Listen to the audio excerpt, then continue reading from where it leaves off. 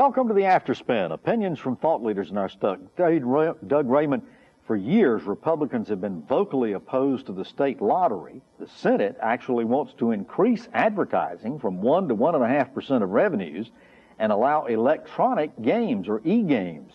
The goal is to increase the revenues, and they want to give more money to non-instruction educational personnel while the House wants the money to go to teachers. What's your perspective on these gambling issues?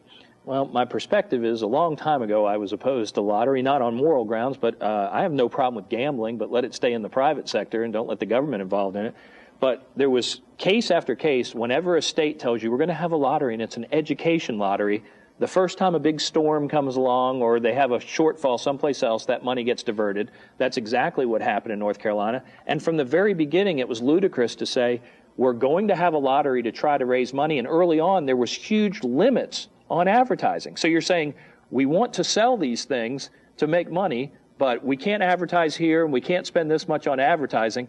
It was a conflict from the beginning. So I'm opposed to it totally. I think it should be in the private sector. And, we've got gambling in the western part of the state. That horse left the stable a long time ago. But I mean, I just can't sit here and debate that when it's such a ludicrous premise to begin with, especially the advertising, when they started something and limited the amount of advertising. But don't you think it is an education lottery and that the people are getting the education are the ones that are spending their money hoping to get rich? Exactly. I wish I had made up the line, but they say the lottery is a tax on people that are poor at math. Yeah. Well, thank you for watching the Afterspin. We'll have more video all during the week on ncspin.com.